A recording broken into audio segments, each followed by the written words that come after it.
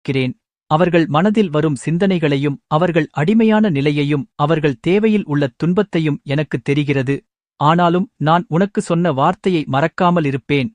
நான் உன் வாசலில் நின்று அழைக்கிறேன். நான் என் அருளைத் தரும்போது அதை பெரும் ஆசீர்வாதம் உன் குடும்பத்திற்கெல்லாம் விழும். நான் உனக்கு ஒரு நாளும் தவறாமல் இருக்கிறேன். என் செல்லமே, நான் உன் மனதை தனியிடத்தில் நான் தரும் அமைதியால் நிரப்புவேன். உன் குடும்பத்தில் யாரும் உன்னை உணரவில்லை என்று நினைக்க வேண்டாம். அவர்கள் உன் உள்ளத்தின் ஆழத்தை புரிந்து கொள்ளவில்லை. ஆனால் நான் உன் ஆன்மாவின் ஒவ்வொரு அழைப்பையும் அறிந்திருக்கிறேன். நீ பேசாமல் இருந்தாலும் உன் உள்ளத்தின் குரலை நான் கேட்கிறேன். உன் சுவாசத்தின் ஓசையிலும் உன் அன்பின் தேடலிலும் நான் வாழ்கிறேன். நான் உன்னோடு இருப்பதால் நீ ஒருபோதும் தனியாக இல்லை. என் செல்லக் குழந்தையே, வாழ்க்கையில் வரும் சோதனைகள் உன்னை உடைக்க அல்ல, உன்னை பலப்படுத்துவதற்காகத்தான். உன் ஆன்மா சுத்தமடையும் போது நீ பெரிய ஆசீர்வாதங்களுக்குத் தகுதியானவனாக மாறுவாய்.